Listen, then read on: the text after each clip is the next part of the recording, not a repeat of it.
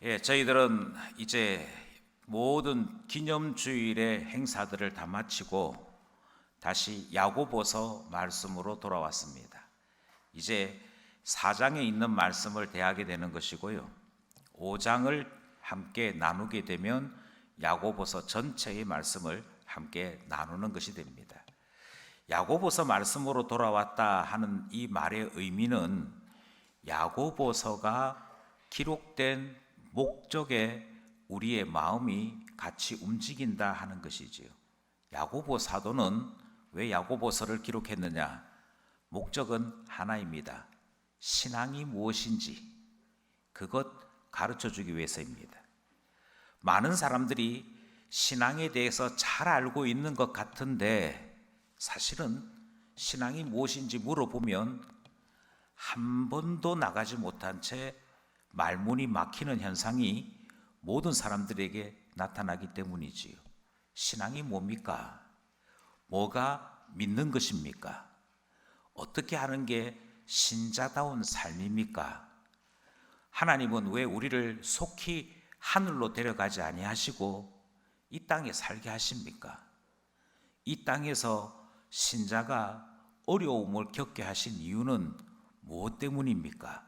이런 수많은 질문들에 대해 이 땅을 살고 있는 신자가 하나님께서 우리를 이 땅에 살게 하신 이유는 이것 때문이고, 이 세상 사는 동안에 신자에게도 어려움을 주신 이유는 이것 때문입니다. 왜냐하면 우리를 신앙으로 이끄시기 위해서입니다. 대답할 수 있어야 하는 것이죠. 그런데 이 대답을 못하게 되면 교회당 안에서만 신자고 세상에서는 어떻게 사는 게 신자다운 삶인지를 몰라서 신자로 살지 못하게 되더라. 이 점에 대해 야고보서는 그게 아니라 신앙이 이겁니다. 이 말씀이 야고보서 전체의 주제가 됩니다. 그러니 당연히 신앙으로 살자 하는 이 말씀 속에는 우리가 더 이상은 불신앙으로 사는 삶 그만합시다, 이게 포함되어 있는 것 아니겠습니까? 여기에서부터 우리의 갈등과 고민이 시작된다, 그렇게 말씀드릴 수 있습니다. 어떤 게 불신앙이고 어떤 게 신앙이냐는 것이지요. 오늘 우리가 읽었던 야고보서 4장 1절로부터 10절을 간단하게 요약하면 불신앙을 정욕이라 그렇게 말씀하시는 내용이 등장합니다. 이 말씀은 곧 우리로 하여금 우리 안에 있는 정욕과 싸워야 신자다운 것이다, 이 말씀이 야고보서 말씀의 주제가 되는 것이지요. 1절 말씀을 함께 합독하고자 합니다. 1절입니다. 시작. 너희 중에 싸움이 어디로부터, 다툼이 어디로부터 나느냐? 너희 지체 중에서 싸우는 정욕으로부터 나는 것이 아니냐? 지금 불신앙에 대한 여러 가지가 있습니다만 그 불신앙의 내용, 그 출발을 따지고 들어가 보면 어디서부터 출발하느냐? 정욕이라고 하는 것에서부터 출발이 되더라 하는 것입니다. 이 정욕이 얼마나 무서운지를 오늘 본문이 계속 설명합니다. 우리 안에 정욕이 있으면 신자답게 살 수 없습니다. 왜요? 신자답게 살 수 있지 않을까요? 아니요. 절대 신자답게 살 수 없습니다. 왜냐하면 신자 될 때 우리 안에 주신 경건의 능력들이 정욕이라고 하는 것 하나 앞에 다 무너지기 때문입니다. 예컨대 내가 기도를 열심히 합니다. 기도를 열심히 하는데 마음 한쪽에는 여전히 정욕이 남겨져 있습니다. 그러면 내 마음 안에 선한 것도 있고 내 마음 안에 하나님이 미워하시는 악한 것도 있는데 선한 것, 악한 것 플러스 1, 마이너스 1 그러면 쌤 되는 거 아닙니까?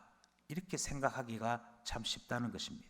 이게 지난주부터 계속 말씀드린 성도들이 이중 생활을 하는 것에 대한 착각입니다. 그런데요, 오늘 야고보서가 우리에게 뭐라고 말씀하시냐면, 너희들이 왜 싸우는 줄 아느냐?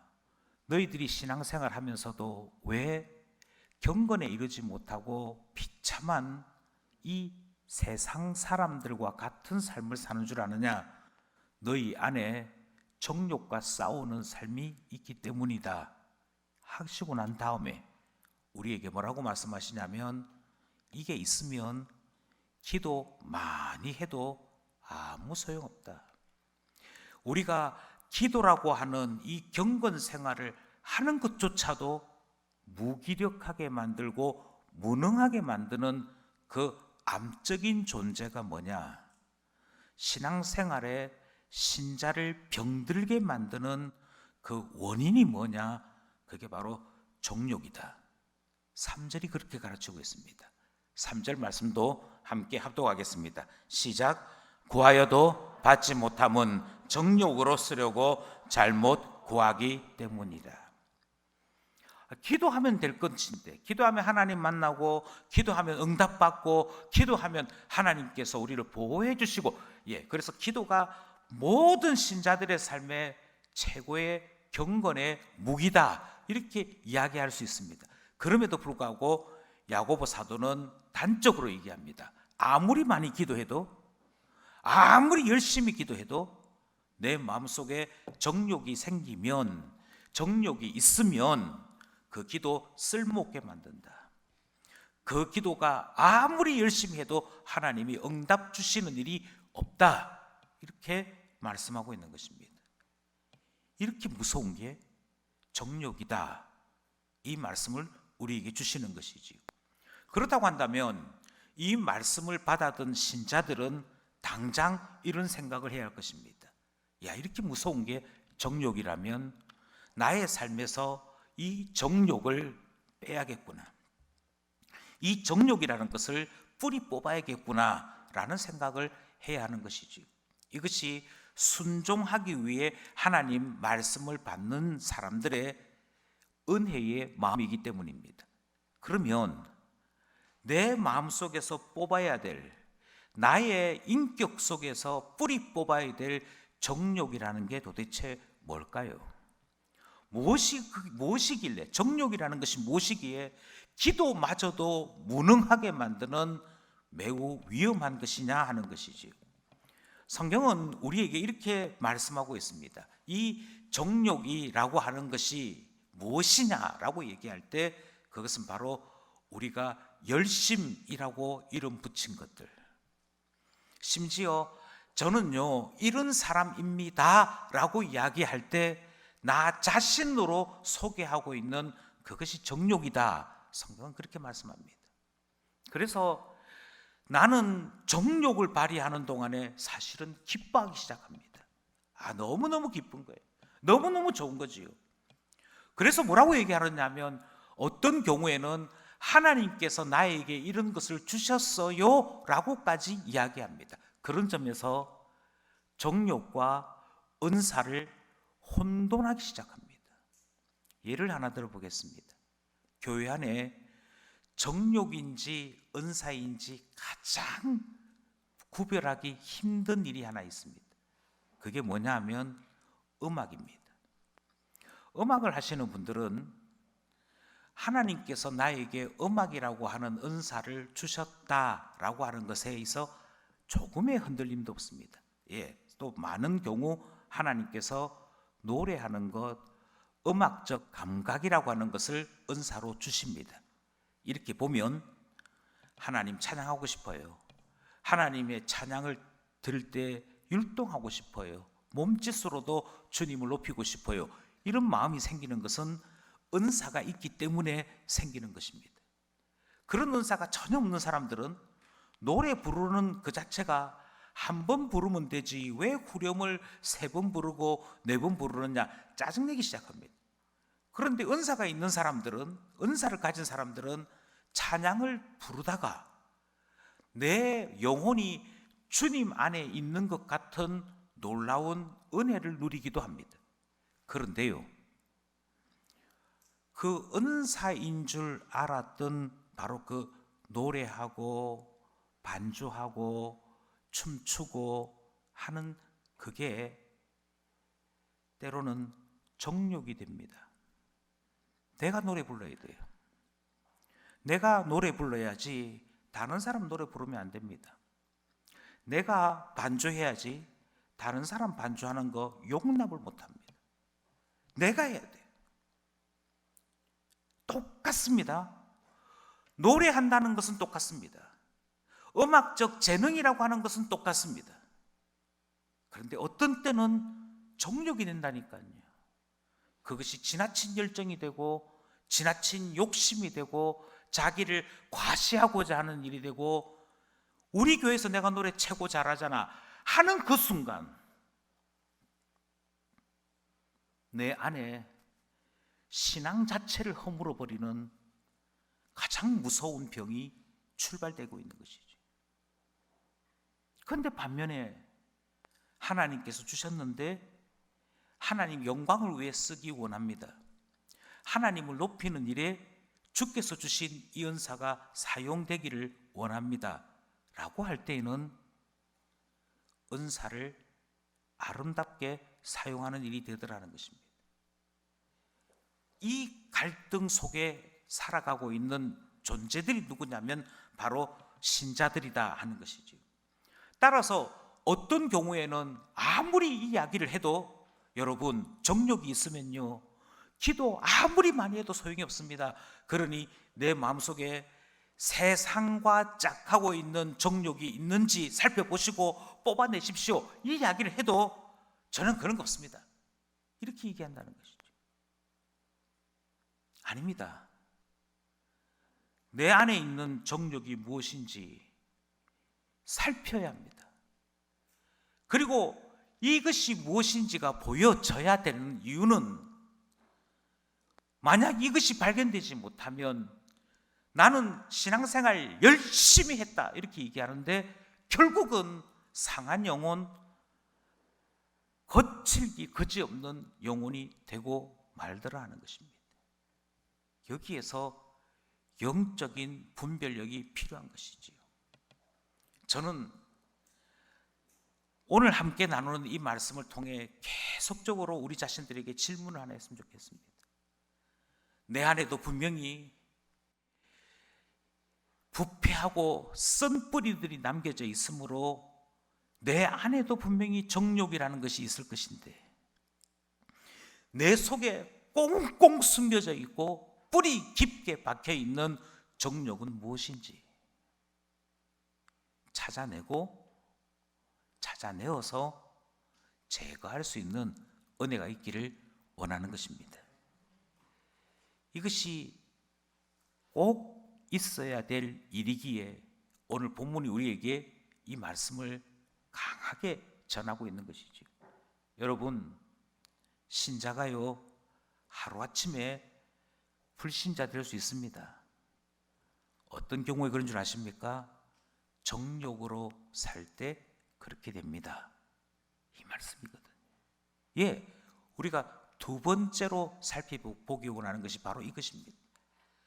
이 정욕이라고 하는 것이 내 안에 감추어져 있을 때에도 우리의 기도를 무능하게 만드는 위험한 것이었거니와, 이게요 세상과 짝을 하기 시작하면 더 무서운 힘을 발휘하기 시작합니다. 아니, 내 안에 있는 이 정욕이 세상과 짝을 하게 되면 도대체 무슨 무서운 일을 하느냐, 4절이 우리에게 답을 알려주고 계십니다. 4절 말씀을 함께 합독하겠습니다. 시작. 간음한 여인들아, 세상과 벗된 것이 하나님과 원수됨을 알지 못하느냐. 그런즉 누구든지 세상과 벗이 되고자 하는 자는 스스로 하나님과 원수되는 것이니라. 아멘. 제가 말씀드렸죠, 정욕이라고 하는 것이 있는데 지금까지 나는 신자로 살고 있으니 아마 주님 만나는 그 순간까지 신자로 살 것이다 생각했어도 이 정욕이 자라다가 세상을 만나기 시작하면 우리를 바꿔놓기 시작합니다. 어떻게 바꿔놓냐면 하나님과 원수되는 존재로 바꿔놓습니다. 그만큼 무서운 게 정욕입니다. 저는 교회 학교 교장이지 않습니까? 교회 학교를 운영해 보면 이게 아주 분명해져요.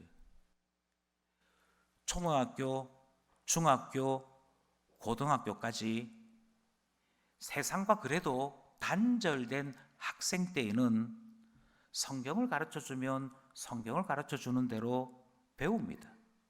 아니, 아예 교회라고 하는 곳을 올 때에 예배 드린다, 성경 공부한다, 머릿속에 딱 주입하고 옵니다. 이것에 대해서 누구도 토달지 않습니다. 주일학교 아이들이 조금 자라나서 6학년쯤 되면 율동을 싫어합니다. 특히 남자아이들은 율동하면서 자기 모습이 어떻게 비칠까 그 생각에 율동을 하고 있으면서도 몸서리를 치기 시작합니다. 어우, 이상해 이러면서 그럽니다. 근데도 선생님이 율동해 하면 합니다. 본인이 어색해 하면서도 어린이 주일 되면 다 한다니까요. 태환이가 그러지 않습니까? 다 합니다. 그러니까 학생 때에는, 어린아이 때에는 세상과 짝을 하기 전에는 교회 생활에서 시키면 시키는 대로 때로 짜증이 나고 실증이 나도 따라오는 편에 속합니다. 그런데 세상을 알기 시작하는 나이가 있어요. 세상을 알기 시작하는 나이가 언제쯤이냐면 내가 술을 해도 되고 담배를 해도 되고 결혼을 해도 된다더라. 이게 이해가 되기 시작하는 그 순간부터 교회가 나의 사생활에 대해서 왜 그렇게 간섭을 하느냐, 이게 이해가 되기 시작하는 그 순간에서부터 교회가 가르치는 교훈을 받아들이지 않습니다. 자꾸만 밀쳐내기 시작합니다. 왜 밀쳐내느냐? 내가 하고 싶은 대로 살겠다는 것이죠. 내가 하고 싶은 대로 살겠다는 게 정욕인데, 그게 정욕인데 세상으로부터 응원까지 받게 되면요, 세상 사람들로부터 지원까지 받게 되면요, 그 다음부터는 신자로 살지 않습니다. 예배로 오십시오 이야기해도 싫어요. 내가 안 가겠다는데. 이게 얼마나 무서운 일인지 야고보서가 이렇게 얘기합니다. 세상과 친구하기 시작합니다. 세상과 친구하기 시작하는데 이게 하나님 입장에서 보자면 하나님과는 원수의 삶을 자꾸만 걸어가고 있는 것입니다. 그래서 어떻게 되냐면 제가 교회는 안 갈 뿐이지 신자입니다 합니다. 오히려 자랑스럽게 얘기합니다. 교회 갔더니요, 교회는 깝깝해요, 교회 갔더니 고루해요, 교회는 지겨워요. 내가 그 모든 것을 깨트리고 나는 깨어있는 사람, 나는 열려있는 사람이에요. 내가 정말 진짜 신자예요. 이렇게 얘기합니다. 그런데 조금 더 가면요, 내가 신자인지 아닌지 나 자신도 모르게 바뀌기 시작합니다. 아니, 교회 다니셨다면서 에이, 그런 이야기 하지 말고 옛날에 다녔지. 본인도 그렇게 얘기합니다. 거기서 조금 더 나가면요, 내가 교회 다녀봐서 아는데 교회 나가지 마, 이렇게 바뀝니다. 예, 그래서 지금 무서운 게 정욕입니다. 시작하는 것은 처음에는 나 하고 싶은 것, 내가 좋아하는 것, 내 마음에 드는 것으로 출발합니다. 그런데 결국은 하나님과 원수되는 삶으로 끝이 나고 말더라는 것입니다. 바로 이것이 우리가 지금 하나님 말씀을 통해 배우는 것입니다. 정욕의 삶이 왜 무서우냐? 그것은 하나님을 대적하는 삶으로 반드시 바뀌기 때문인 것이죠. 여기서 우리는 더 무서운 말씀을 듣게 됩니다. 야고보서가 이쯤에서 끝을 딱 내면서, 자 여러분, 그러니 정욕의 삶은 위험하지요. 여러분 하나님을 대적하는 사람이 되지 않도록 합시다 하고 끝났으면 모르겠는데, 본문은 하나 더 나갑니다. 그리고 이 본문이 우리에게 가르치는 진짜 교훈은 이제부터가 시작입니다. 많은 사람들은 내가 교회 안 나간다는 것이 엄청나게 큰 일인 줄 알고 있습니다. 이거는 집에서 부모님들이 자녀들을 오냐오냐 키웠기 때문에 나타나는 현상입니다. 나 학교 안 갈래. 이게 협박 내용이 돼요. 그러면 부모님들이 아이고 얘가 학교를 안 가면 되겠는가, 학교를 안 가서 세상에 의무 교육도 못 마치고 고등학교도 못 마치고 이래서 사회에서 잘못되면 어떻게 되겠냐 하는 그 부모의 마음 때문에 아이고 미안하다 뭘 해줄까, 나이키 신발 사줄까, 뭘 사줄까 이러면서 얼레고 달래고 그러다 보니 아이들 마음속에 학교 안 간다는 것이 엄청난 무기로 알아요. 교회도 마찬가지죠. 껄핏하면 하는 얘기가 교회 안 갈래. 그러면 하나님과 원수가 되는 것이 정욕이니까 자꾸 이런 식으로 하면 나도 엇나갑니다. 교회 때리치우고 신앙생활 때리치우고 나는 이제부터 하나님하고 완전히 등지고 살 겁니다. 이런 식으로 협박을 하는 것이 엄청나게 큰 것인 줄 안다 하는 것입니다. 그런데 야고보서는 그렇게 말하지 않습니다. 내가 정욕에 빠지고 세상과 짝하여 하나님과 원수되는 것으로 끝나는 것이 끝이 아니라고 얘기합니다. 그거보다 훨씬 더 무서운 것이 따로 있습니다. 더 무서운 게 뭐냐고요?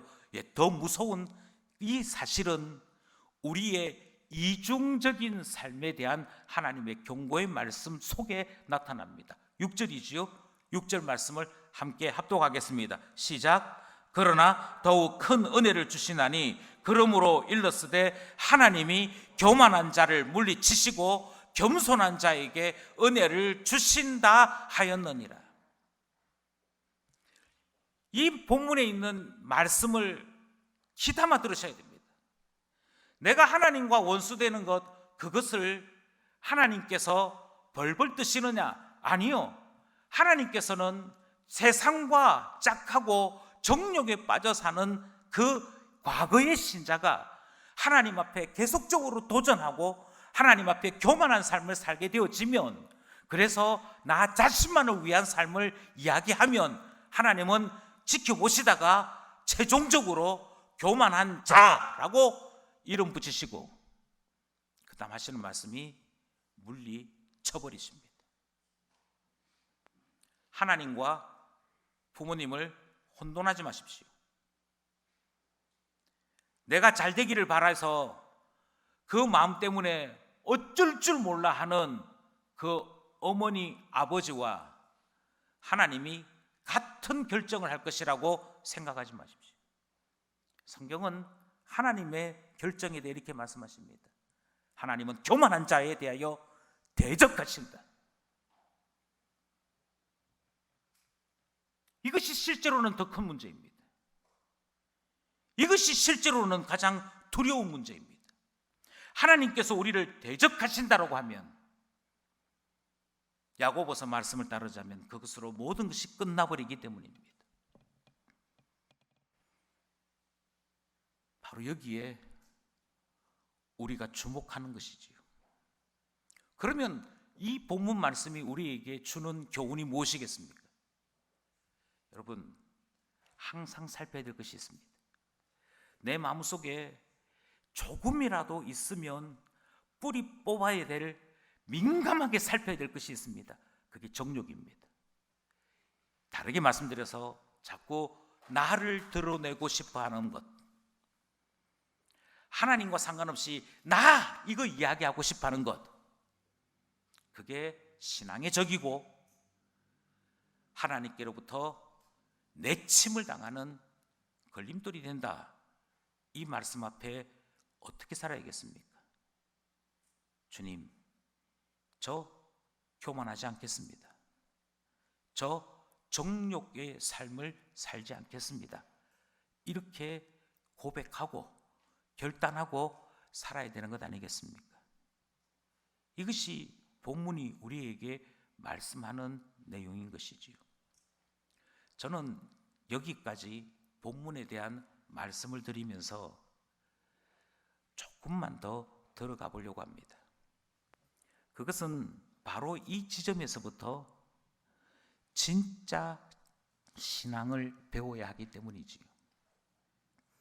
많은 경우에 신자들은 여기까지 설교를 듣고 난 다음에 경건하게 살아야겠다, 잘 살아야겠다 라고 하는 결심을 하는 것으로 끝이 납니다.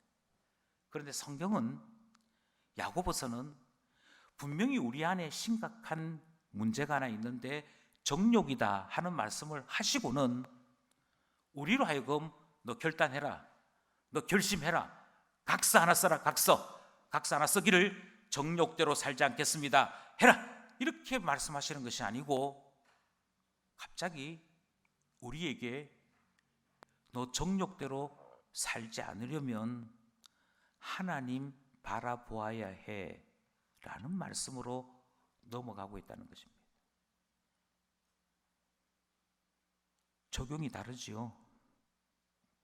결단해라가 아니고요, 너 하나님 바라봐야 돼, 이렇게 얘기하는 거죠.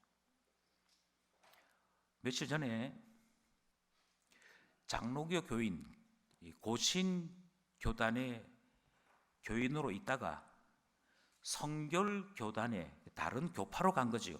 다른 교파에 출석 중인 옛 장로 교인 한 사람을 만났습니다. 만나서 물어보기를, 그래 성결교로 가서 예배 드리니까 어떻대? 이렇게 물어보니, 목사님, 성결교에 가서 예배 드리는데 장로교에서 예배 드리는 거나 성결교에서 예배 드리는 거나 차이가 없어요, 똑같아요 라고 얘기하더라고요. 똑같구나, 아무 차이가 없던데요. 아니, 신학적으로 거기는 웨슬리안 신학이고 우리는 칼빈 신학인데 차이가 없어? 차이가 없대요. 그럼 둘 중에 하나다. 거기 있는 사람이 신학을 제대로 안 했든지, 우리가 우리의 신학을 제대로 안 가르쳤든지. 왜 그런 거 하니? 성경은 6절 다음에 7절을 이어붙이고 있다 하는 것입니다. 이게 그냥 넘어갈 일이 아닙니다. 다시 말씀드려요. 본문을 가만히 보시면 6절이 있고 7절이 있습니다. 먼저 6절 한번 다시 한번 읽어볼까요? 6절부터 다시 읽겠습니다. 시작. 그러나 더욱 큰 은혜를 주시나니 그러므로 일렀으되 하나님이 교만한 자를 물리치시고 겸손한 자에게 은혜를 주신다 하였느니라. 이게 6절입니다. 6절에서 우리가 뭘 배우느냐면, 내가 정욕에 빠져서 교만한 자가 되면, 세상과 짝하여 살다가 교만한 자가 되면 결국 하나님께로부터 내어침을 당하겠구나, 이 경고를 받았습니다. 반면에 6절에서 뭐라고 얘기하냐면, 하나님이 겸손한 자에게는 은혜를 주신다 하시는 말씀이 등장합니다. 하나님 이야기가 등장하는 것이죠. 교만하는 자는 치시고 겸손한 자에게는 은혜를 주신다, 하나님 이야기 등장합니다. 그렇게 하고, 하나님이 이런 분이시다 이야기하고 그 다음 7절이 등장하는 거예요. 7절입니다. 시작. 그런즉 너희는 하나님께 복종할지어다 마귀를 대적하라 그리하면 너희를 피하리라. 이렇게 되는 것입니다. 우리가 통상 생각했던 이야기는 7절에 등장했습니다. 내 안에 정욕이 문제구나. 이 정욕이 자라고 자라서 세상과 버타게 되어지면 하나님과 원수되는구나. 그러므로 어찌겠느냐? 이제부터는 마귀를 대적하고 우리 안에 있는 죄는 좀 사라질 수 있도록 결단하고 결심해서 하나님께 복종하는 사람, 하나님 말씀대로 사는 사람 되야겠다로 가야 될 것 같은데, 그렇게 안 되고 6절이 딱 등장하더라는 것입니다. 그리고 우리는 이 6절이 반드시 7절 앞에 있어야 될 마음이라고, 말씀이라고 생각하는 것이지요. 이 점이 다른 점입니다. 이 점이 우리가 늘 설교 말씀을 들으면서, 여러분, 우리는 부패한 존재입니다. 우리가 선을 이루거나 하나님 말씀대로 살 수 있는 능력을 갖추고 있거나 우리 안에 대단한 경건의 힘이 있어서 하나님 뜻대로 살 수 있는 존재가 아닙니다라고 하는 말씀을 듣는 이유인 것이지요. 만약 6절을 빼면 4절과 7절만 기억하시면 됩니다. 4절 말씀이 무엇이었느냐? 4절 말씀을 보시면 우리가 세상과 벗된 것이 하나님과 원수되는 것이다라는 말씀을 들었습니다. 그래서 우리가 뭐라고 배웠습니까? 앞에서 자, 여기까지 들었습니다. 뭘 결심해야겠습니까? 하나님과 원수되지 말아야지, 세상과 짝하지 말아야지, 세상과 짝하도록 만드는 내 안의 정욕을 제거해야지, 이렇게 결심한다는 거예요. 내가 이 결심을 하고 이 결심대로 살면 신자라고 생각하는 것이지. 그리고 7절로 이어지면 됩니다. 7절로 이어지기를 마귀를 대적하면 되고, 우리가 마귀를 대적하게 되면 그 마귀가 우리를 피하게 될 것이다, 이 말씀대로 아멘 하고 살면 된다고 믿는 것입니다. 할 수 있다, 할 수 있다, 이게 신자의 이야기라고 생각하는 것이고요. 우리가 할 수 있다라고 결심하고 결단하면 된다라고 믿는 이것을 계속해서 강조하는 것이 하나님 말씀 듣는 것이라고 배우는 것이지요. 여기서 빠진 것이 무엇이 빠졌느냐? 다시 말씀입니다. 6절만 빠졌습니다. 그래서 4절 읽고 7절 읽은 사람들은 자꾸만 결단을 이야기합니다. 자꾸만 결심을 이야기해요. 그리고 다시금 우리 안에 있는, 우리 속에 우리를 멸망의 자식으로 만드는 정욕의 무서움이나 그것을 뽑아내지 못하고 찾아내지 못하는 우리의 무능에 대해서는 말하지 않습니다. 내가 결단하면 될 것 같지요. 결심하면 될 것 같지요. 왜 6절이 필요한지 알지도 못한 채 우리는 자꾸만 신자답게 살기 위해 결심하고 결심하는 것만 배운다는 것입니다. 아닙니다. 저희 교단이 속해 있는 것은 대한예수교 장로회에 속해 있습니다. 대한예수교 장로회는 장로회에 속해 있을 뿐만 아니라 개혁주의 신학에 속해 있습니다. 개혁주의 신학, 곧 다르게 말씀드려서 우리에게는 전적 부패만 있을 뿐이요, 우리를 구원하여 주시는 분은 하나님이라, 하나님의 은혜로만, 전적으로 하나님의 은혜로만 구원받음을 고백하는, 전적으로 하나님의 은혜에 대한 고백을 하는 그 신앙과 신학을 추구하는 것입니다. 그러니 다르지요. 우리는 6절을 주목해야 합니다. 우리가 개혁주의 신학을 가지고 있는 사람들이라면 더욱더 6절을 소중하게 보고 다시 한번 기억해야 하는 것입니다. 6절이 무엇이었느냐? 6절이 이 말씀이었습니다. 다시 한번 보실까요? 6절을 보시면 6절에 하나님의 은혜에 대한 이야기가 등장합니다. 그리고 하나님의 은혜가 교만한 자에게서는 나타나지 않습니다. 도리어 교만한 자는 하나님이 내어치신다고 말씀하십니다. 하나님 은혜의 자리에서 떨어져 나가버리는 것이지요. 너는 여기 있을 필요 없어 하고 하나님이 물리치십니다. 너 있을 곳이 아니야, 물리치시는 것이죠. 그런데 겸손한 자, 주님 아닙니다. 저는 할 수 없는 존재입니다. 저는 무능한 존재입니다.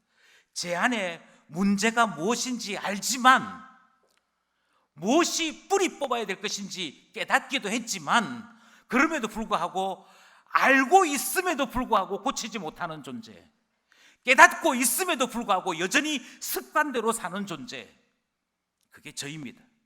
그래서 하나님 앞에 납작 엎드린 존재를 성경이 겸손한 자라고 이야기합니다. 그 겸손한 자에게 하나님은 은혜를 주신대요. 그리고 7절이 시작되는 겁니다. 겸손해서 내 안에 있는 문제도 몰랐고, 겸손해서 나의 무능함을 인정했기에 아무 능력도 없고 아무런 힘도 없어서 나를 괴롭히는 마귀에 대하여 그 어떤 것도 해낼 능력이 없는 자였는데, 그 겸손한 자에게, 그 엎드린 자에게 하나님의 은혜가 임하고 났더니 그때는 마귀도 대적할 수 있게 되고, 그때부터는 마귀가 도망도 다니고 하게 되더라는 것입니다. 마귀와 싸워보자, 할 수 있다가 아니고요, 할 수 없습니다 했더니 하나님이 할 수 없다는 자에게 은혜 주실 때 일어나는 일이라고 해요. 그러니 은혜에 대한 것이 얼마나 소중한 것인지를 우리는 배우게 되는 것이지. 그래서 사도 야고보는 이 은혜를 그냥 은혜라고 말하지 아니하고 하나님께서 겸손한 자에게 더 큰 은혜 주신다, 그냥 은사를 주시는 정도가 아니고, 그냥 마음에 따뜻하고 하나님께서 기도 응답을 주시는 정도가 아니고, 우리를 영혼부터 하나님의 사람으로 만들어 놓으시는 뜨거운 은혜를 주신다라고 가르치고 있는 것입니다. 그러니 은혜 없이는, 하나님께서 우리에게 주시는 은혜 없이는 그 어떤 능력도, 그 어떤 순종도 이루어낼 수 없음을 고백해야 하는 것이죠. 결심이 문제가 아닙니다. 결단이 문제가 아닙니다. 순종이 문제가 아닙니다. 그 모든 것을 가능하게 하는 하나님의 은혜가 있어야만 그때부터 하나님의 능력이 나타나고 신자로 살아갈 하늘의 능력을 잊게 되더라는 것이지요. 이것이 우리가 본문을 통해 붙잡아야 할 내용입니다. 조금만 더 들어가기 위해 8절을 함께 나누고자 합니다. 8절 말씀입니다. 시작. 하나님을 가까이 하라. 그리하면 너희를 가까이 하시리라. 죄인들아 손을 깨끗이 하라. 두 마음을 품은 자들아 마음을 성결하게 하라. 지금 계속 말씀하는 것은, 너 결단하면 되는데 왜 그래? 너 네 안에 있는 문제가 안 보여? 그런 말씀이 하나도 여기 등장하지 않습니다. 안 보인다니까요. 안 보이니까 정욕에 사로잡힌 삶을 살지요. 안 보이니까 세상이 좋아서 자꾸 세상 짝하고 가는 것이지요. 그런데 성경은 반대로 얘기합니다. 아니, 너가 지금부터 해야 될 일은 너 자신을 낮추는 일이야. 너 자신이 할 수 없는 존재이기에 하나님, 나는 하나님이 꼭 필요합니다. 하나님이 정말 필요합니다. 이거를 야고보서는 이렇게 표현했죠. 하나님을 가까이 해라. 하나님 가까이 해라. 하나님 없이는 아무것도 할 수 없는 존재입니다. 그러니 하나님, 제게 오셔서 저를 좀 만져주십시오. 저를 좀 이끌어 주십시오. 저의 손이 되어 주시고 발이 되어 주십시오. 그리하면 그때 하나님께서 너희를 가까이 해주신다. 이 말씀은 하나님이 더 깊이 내게 오셔서 나의 하나님 되어 주신다 말씀하시는 것이잖아요. 그러니 신앙은, 다시 말씀드립니다, 신앙은 할 수 있다의 문제가 아닙니다. 하나님께 대하여 납작 엎드리는 것입니다. 끝까지 낮추는 것입니다. 그래야 하나님의 은혜로 이루어내는 많은 것들을 볼 수 있지. 그럼 무엇이 문제입니까? 진짜 문제는 정욕을 품고 신앙생활을 하는 게 문제입니다. 그것을 야고보서는 죄인이라고 부릅니다. 죄인들아 손 씻어라. 자꾸만 내가 드러나고 싶고 자꾸만 나를 이야기하고 싶은 거 제발 좀 그만해라 말씀하시는 것이지요. 하나님을 믿는다고 말은 하면서도 여전히 세상과 짝하여 살아가고 있는 자를 오늘 우리 본문은 두 마음을 품은 자라고 얘기합니다. 내 하나님 사랑하는 마음도 있다니까요. 좀 예수쟁이답게 살지 못해서 그렇지, 이 말을 아무렇지도 않게 지금까지 이야기하셨다면, 그렇게 해도 신자인 줄 알고 계셨다면 오늘 본문 말씀을 통해 정신 차리라고 얘기합니다. 하나님의 자녀들 가운데 그런 자는 없다고 얘기합니다. 두 마음을 품고서도 신자다, 그런 거 없다고 얘기합니다. 뭐 어떻게 하라는 얘기지요? 내 안에 하나님만 채우는 그 삶을 사셔야 됩니다. 그것을 오늘 본문에서는 이렇게 얘기합니다. 마음을 성결하게 하라. 내가 아니고 하나님이요. 내가 아니고 하나님이 되어지면 우리는 우리가 가지고 있는 모든 열정을 다해 하나님께 영광 돌리는 삶을 살아가게 되어 있습니다. 하나님 영광을 돌려드리기 원합니다. 그러므로 제가 할 수 있는 것을 가지고 하나님께 영광 돌려드리겠습니다. 그때는 그게 진짜 열심인 거고 하나님의 은사가 발휘되는 것이죠. 이미 다 아십니다만, 한두 번 경험한 게 아니기 때문에 이미 다 아십니다만, 저는 특송이 끝나고 난 다음에 아멘 하거나 박수치자 하거나 그렇게 하지 않습니다. 그래서 앉아 계신 분 가운데, 특히 최근에 교회로 오신 분 가운데 우리 목사님은 참 정이 없어, 한 번쯤은 특송 잘했다고, 오늘 또 연습 얼마나 잘했습니까? 더군다나 희정이가 고음에서 안 꺾이고 얼마나 소리가 잘 올라갔습니까? 오늘 은혜로운 찬양을 한 우리 이승현 집사님, 노희정 자매에게 우리 박수 한번 합시다. 이렇게 할 만도 한데 하지 않습니다. 하지 않는 이유는 간단합니다. 혹시라도 예배가 하나님께 영광을 돌려드리는 그와 같은 시간들, 그와 같은 것이 아니라 앉아있는 내가 기뻐하고 앉아있는 내가 즐거워하는 시간이 될까 봐. 그래서 내 귀를 만족하게 한 사람이 특송을 할 때는 박수치고 아멘하고, 음정도 좀 안 맞고 노래 실력이 좀 떨어지는 사람이 앞에서 특송하면 조용해버리고, 그것은 예배가 아니지 않습니까? 그런데 희한하게도 우리 안에 그 마음이 항상 있다니까요. 그리고 그 마음이 두 마음이라니까요. 하나님께 예배드리는 이 시간에, 하나님께 예배드리고 찬송하는 이 시간에 내 이름이 사람들에게 칭찬거리로 등장하면 괜히 기분이 좋아지는 것이 등장하는 거예요. 그런데 성경 명확하게 얘기합니다. 아니, 그렇게 하면 안 돼.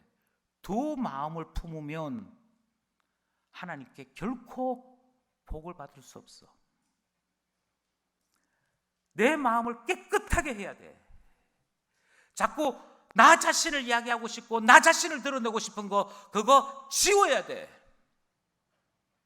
내 안에 하나님만 계실 때 하나님께서 은혜를 베푸신다니까. 그것이 우리가 지금 대하고 있는 야고보서 4장 10절까지의 말씀인 것입니다. 정리하면 이렇습니다. 우리 모두는 정욕의 사람으로 태어났습니다. 그래서 자꾸만 나 자신을 드러내고 싶어 해요. 내 것 하고 싶어 해요. 이것은 3살만 되어도 나타나는 현상입니다. 내 장난감이지 결코 친구에게 함께 공유하고 싶지 않습니다. 내가 타고 싶으면 타고 있던 애 머리를 끄집어 당겨서라도 내가 타야 됩니다. 그만큼 우리는 정욕의 사람입니다. 나 그렇게 살아왔던 우리가 어느 날 이 정욕의 삶이 하나님을 대적하는 삶인 것을 깨닫게 되어집니다. 배워서 된 것이 아닙니다. 내가 열심히 기도했더니 알게 되었던 것이 아닙니다. 은혜가 임하여 어느 날 깨닫게 됩니다. 내가 헛살았구나. 내가 정말 구역질 나는 삶을 살았구나. 내 속에 더럽고 추한 게 있구나. 이게 발견될 때가 있습니다. 은혜로 이 은혜가 임하여 발견되어질 때 우린 그때서야 신자의 첫걸음을 내딛기 시작합니다. 나로서는 어떤 소망도 없구나. 내가 지금까지 살아왔던 모든 삶이 죄된 삶이고 하나님 앞에 멸망받을 것밖에 없는 삶이구나 하는 것을 깨닫게 되는 것이고요. 그제서야 구원해 주시는 하나님을 바라보게 됩니다. 주님, 제가 죄로 가득 찬 삶을 살았습니다. 욕심으로 가득 찬 삶을 살았습니다. 제 자신만을 위한 삶을 살았습니다. 그게 이제 깨달아졌습니다. 그게 이제 보입니다. 멸망받을 것밖에 없는 제가 어떻게 해야 될까요? 그때부터 은혜가 이해가 되기 시작합니다. 그때부터 나를 위하여 생명을 주시는 예수 그리스도가 왜 구원의 주님이요 은혜의 주님인지 보이기 시작합니다. 은혜입니다. 모든 것이 은혜에서부터 시작되어져야 신자로 살아갈 수 있습니다. 그것이 나타나야 우리는 감히 손을 벌려 주님, 지옥에 갈 수밖에 없는 저희지만, 멸망받을 것밖에 없는 저희지만 저도 구원해 주십시오. 그리고 예수의 사람으로 살겠습니다, 주님 믿으며 살겠습니다는 삶의 결단을 하게 되는 거 아니겠습니까? 그게 신앙 고백이지요. 모든 사람들 앞에서 예수님을 주로 모시고 살겠습니다라고 하는 시인하는 것이지요. 그리고 난 다음에 그 다음에도 은혜가 임하고 임해야 무엇이 가능하냐? 지금까지 나 자신만을 위하던 삶에서부터 하나씩 벗어나 신자로 살기 시작합니다. 주님 아닙니다. 주님이 이끌어 주셔야 됩니다. 기도할 것밖에 없습니다. 주님 의지할 것밖에 없습니다. 주님께 은혜 받은 것 외에는 소망이 없습니다. 우리의 소망은 주님뿐입니다. 낮아진 삶을 살게 되는 것이지. 그렇게 낮추었더니 하나님께서 나에게 임하사 나를 이끌고 가실 때 내가 아닙니다. 하나님이 하셨습니다. 하나님이 하셨습니다. 그리고 하나님께 영광을 돌려드리는 삶을 살게 되는 거 아니겠습니까? 그러니 신자의 삶을 다시 정리하십시오. 왜 못했느냐? 왜 안 했느냐? 그렇게 말씀하지 않습니다. 우리가 실패한 그 자리에서 우리가 분명히 고백해야 할 것은 신자의 삶이 무엇인지를 분명하게 구별하는 것입니다. 신자의 삶이 무엇인지 분명히 구별되어야 신자로 살 수 있기 때문입니다. 나는 했는데 왜 너는 못하느냐? 나는 40일 새벽 기도를 했는데 너는 왜 40일 새벽 기도를 못하느냐? 나는 40일 금식 기도를 했는데 왜 너는 금식을 못하느냐? 그때부터 이미 신자가 아닌 겁니다. 그때부터 아닌 거라고요. 그런데 이걸 자꾸 착각해서 내 안에 정욕과 하나님 앞에 열심을 혼돈하기 시작하는, 신자의 삶이 무엇인지를 구분하지 못해서 그렇습니다. 분명한 사실은 내 안에 있는 정욕의 무서움을 이해하셨다면요, 아니 내 안에 있는 정욕의 무서움뿐만 아니라 세상을 향한 끝없는 내 안에 죄의 본능을 이해하셨다면요,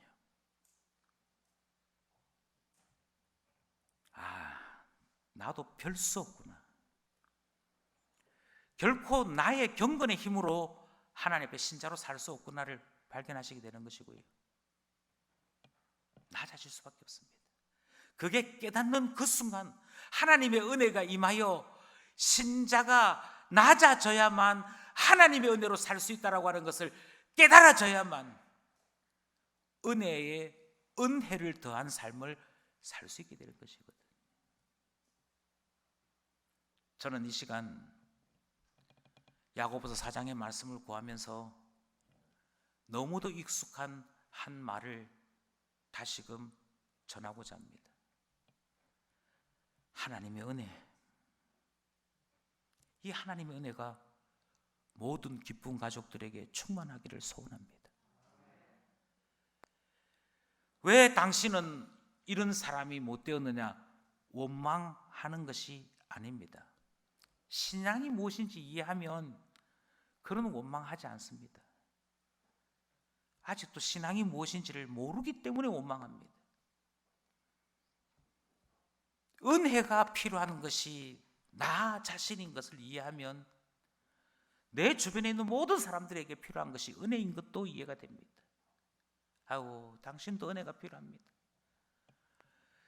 세상 내 마음대로 되는 줄 알고 떵떵거렸던 당신 살아보니 안 되지요. 그래요, 당신도 은혜가 필요합니다. 당신을 위해 기도하겠습니다. 이게 신자라니까요.